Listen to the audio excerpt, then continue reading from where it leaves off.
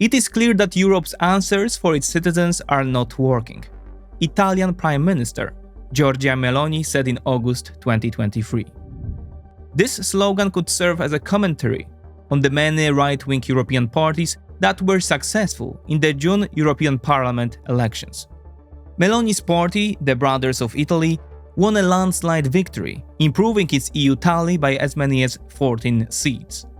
But the results in France was even more impactful, where Marine Le Pen's National Rally dominated the elections, winning more than 30% of the vote and 30 seats, overtaking Emmanuel Macron's Renaissance Party. In Germany, the far-right AfD confirmed its status as a second force after the Christian Democrats of the CDU-CSU. The Austrian FPO and the Polish Confederation also delivered very good results. And so the headlines of the world's liberal journals were dominated by slogans that Europe is turning right, in some cases making a downright radical turn, often accompanied by references to the old continent's fascist and Nazi history. But is such an assessment justified?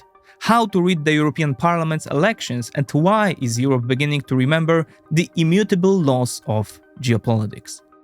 Welcome to the 20th Report.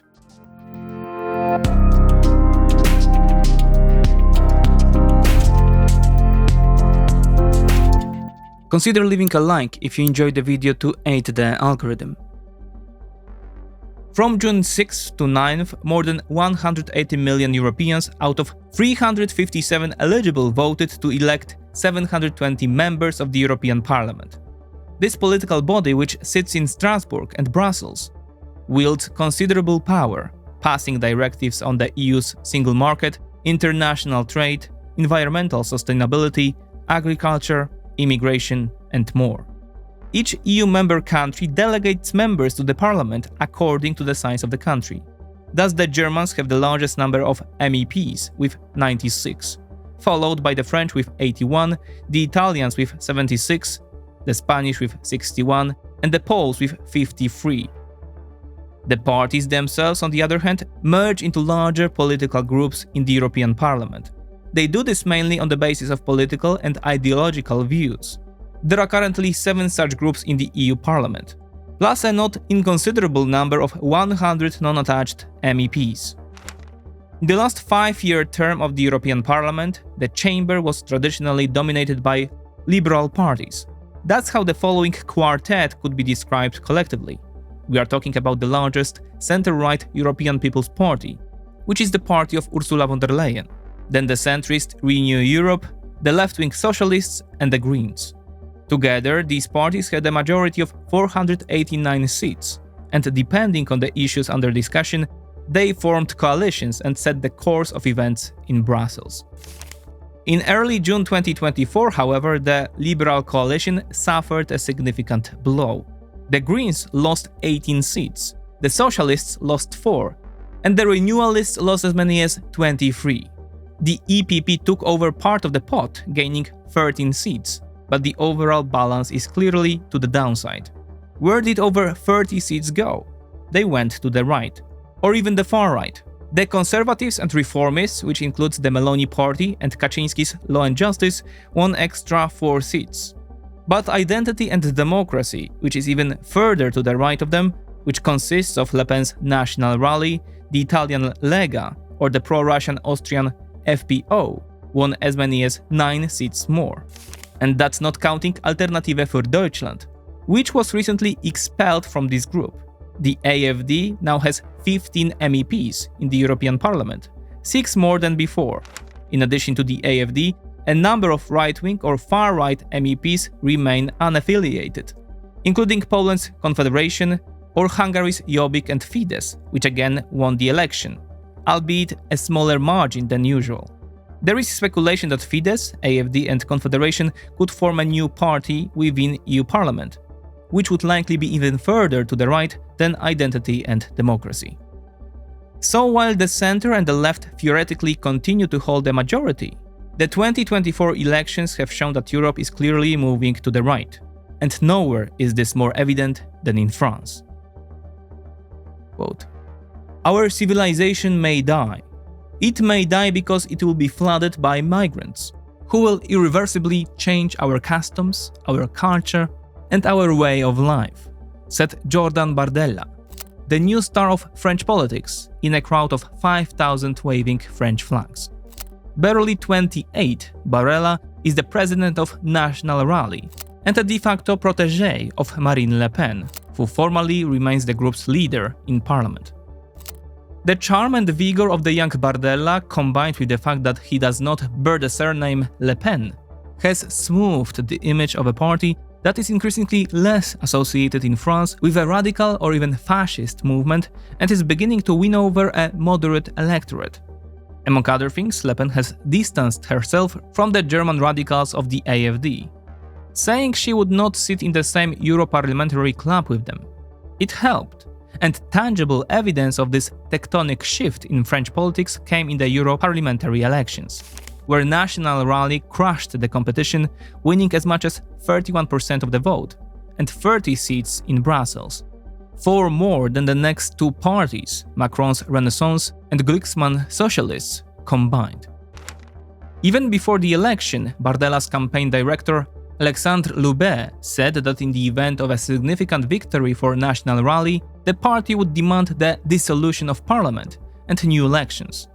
And to the surprise of many, Emmanuel Macron did just that after the results were announced. He dissolved the National Assembly and ordered snap elections to be held in just 2 weeks.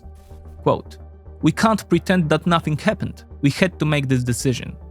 Dissolution is the strongest gesture, a gesture of great confidence in the French people. And I say to the French people, don't be afraid. Go out and vote," said Emmanuel Macron. The French president has thus taken up the gauntlet thrown down by the Le Penists and is making a bold move from a position of weakness, having lost the elections. At this point, the machinery of speculation has been set in motion. Why did he choose such a foray? On the one hand, it can be said that Macron decided to take the initiative, and on the way of Le Pen's victory, create fear of the far right and mobilize moderate voters on both the left and the right of the establishment to reject the radicals' offensive. Moreover, France's parliamentary electoral system, based on single-member constituencies, theoretically favors centrist and moderate candidates. The problem is that the negative electorate of Macron and Le Pen has leveled off in recent years and is now even larger on the president's side. What's more, after the first movements on the French political scene, it is clear that no one is in a hurry to forcibly fraternize with Macron against Le Pen and Bardella. The cordon sanitaire to isolate the party founded by Jean-Marie Le Pen no longer exists. The left is forming its own four-party coalition against Macron and Le Pen. On the other hand, the Gaullists of the La République, who seem closest to Macron's Renaissance, have even announced an alliance with National Rally. For the record, this decision was taken by the party's leader, Éric Ciotti, with which he has upset a large part of his party colleagues, which will most likely lead to a split and the division of votes between Le Pen and Macron. As of writing this piece, another big news followed. Marine Le Pen managed to win over Marion Maréchal, the number 2 in Éric Zemmour's Reconquête party. Marine, who interestingly enough is Marion's aunt, has thus managed to crush another rival and strengthen her bloc.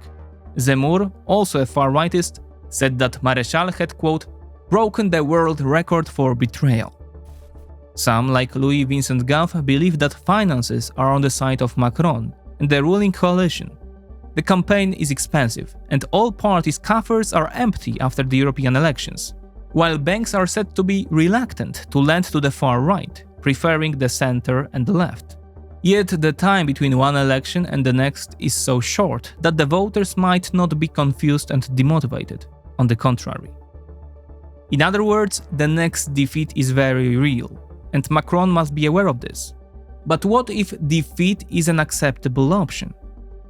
The presidential system in France, unlike in Germany for example, means that the head of the state holds most of the power.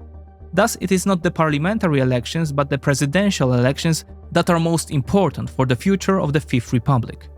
On the other hand, since Macron and his party remain in power in both parliament and the presidency, and are responsible for the direction of the country, they take all of the blows, which the opposition carefully exploits in these difficult times. So Emmanuel Macron may think that whatever the outcome of the elections, the realignment will help him. If he mobilizes voters against Le Pen and he wins, he will strengthen the weak parliament and demonstrate that the far-right Le Pen will never take power in France. On the other hand, if he loses and National Rally actually gains power there, Le Pen's party will begin to bear direct responsibility, giving Macron and his party the opportunity to strike back and exploit this fact in the much more important presidential campaign that will culminate in 2027. For that time, Macron will still be at the helm of power, so his risk is calculated, albeit of incomplete power. Interestingly, similar calls for early elections can be also heard in Germany, as Alan Posener argues in Die Zeit. In the case of Olaf Scholz's government, however, this would mean the loss of chancellorship, and most likely a third place behind the Christian Democrats and the AfD. At best, Scholz would end up in a coalition with the CDU, CSU, and a few ministries. So it's no wonder he's in no hurry. Returning to France, current polls indicate a victory for National Rally, although without the necessary majority. Le Pen would have to look for coalition partners, and with the situation developing dynamically, nothing can be ruled out. Meanwhile, Prime Minister Attal would be replaced in such a scenario by the even younger Bardella. And so, whether we look at France, Germany, Italy, Poland or Spain, or smaller countries like the Netherlands, Belgium, Austria, Hungary or Slovakia, it is clear that the political scene is moving to the right of the spectrum. Why is this? In the last 2 decades, the left has sought its philosophy in currents such as identity politics or so-called wokeness, as an antidote to a range of social or even economic problems. This has also had an impact on foreign policy, especially in the context of migration. The policy of open borders, especially in Europe, was seen as a solution to the old continent's demographic problems. On the other hand, the migrants themselves, in contact with the culture of the place they moved to, were supposed to assimilate it gradually. Well, this failed, and actually the exact opposite has happened. Migration policies have led to the gradual internal destabilization of many Western European countries, fueling the rise of National Rally in France and Alternative für Deutschland in Germany, among others. Thus, the slogans of equality, openness or inclusiveness, while noble in essence and necessary in principle, have been misimplemented, leading to the current situation and a global decline of confidence in the left and the rise of right-wing groups. The ideals end when a woman is afraid to leave her house after dark or to take an Uber to ride 5 kilometers, while a hitherto peaceful family neighborhood turns into a place with a profile closer to Baghdad. In this context, we observe an even broader process. Stable, prosperous, peaceful times are times when left-wing groups grow in strength. This is when ideas emerge about how to dispose of society's existing wealth in the most equitable way. It is on such issues that candidates win elections. Today, however, times are very different. The Russian war of conquest, the war in Gaza, the specter of war over Taiwan, or a number of other conflicts in Africa or the Middle East are affecting reality in such a brutal way that they can no longer be ignored. European countries are experiencing international chaos in different ways. Poland, the Baltic states, Sweden or Finland are looking at Moscow with the greatest anxiety. For a Greek, an Italian or a Frenchman, the issue of migration and effective systemic solution is more important. And this is also reflected in the economy. When things are good, no one seeks a change, but the trend is clear. For 2 decades, Europe has been a free fall vis-à-vis the United States and China.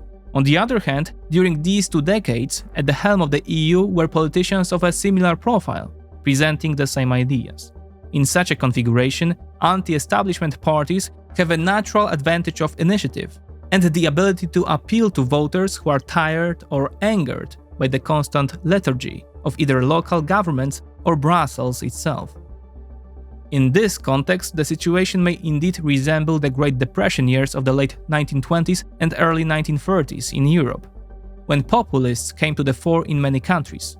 Today, however, the situation is much more stable. The dividend that Europe has built for itself over the decades continues to provide relative prosperity, wealth, and depending on where you live, security. But there is no more margin for cognitive error. Without a viable plan for improvement, and later effective execution, the next elections can bring to power a much bigger share of the radical candidates. And so, in addition to the aforementioned migration issue, which will continue to dominate public opinion, Brussels, perhaps still led by Ursula von der Leyen of the victorious EPP, will have to navigate through at least a few critical issues.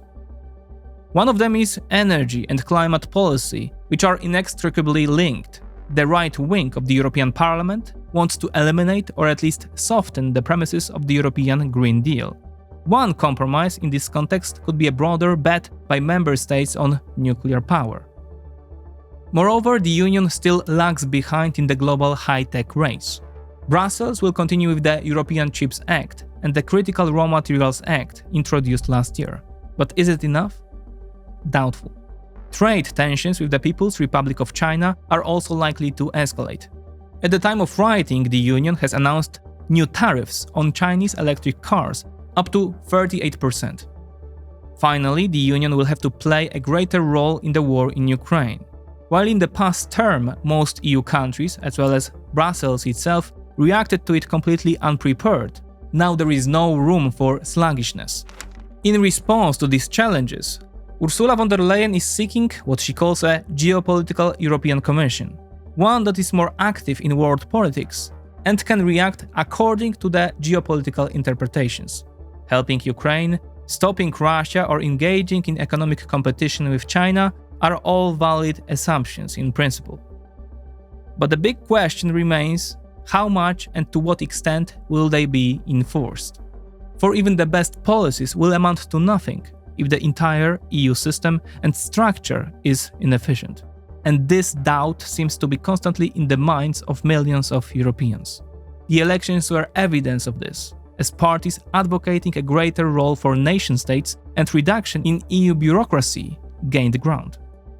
Perhaps the biggest challenge for the Geopolitical Commission and for the European Union in general will thus not be migrants, Russia or China, but its own modus operandi. The Union must find a new idea for itself, to find a new fuel that will give a fresh start and the motivation to reorganize and act. Is Brussels capable of this? There is much to suggest that without this fundamental change, the Union's policies will continue to be fruitless, leading to Europe's further loss of relevance. And then, in the 2029 elections, the balance of power in the European Parliament could look very bad for the very idea of the European Parliament.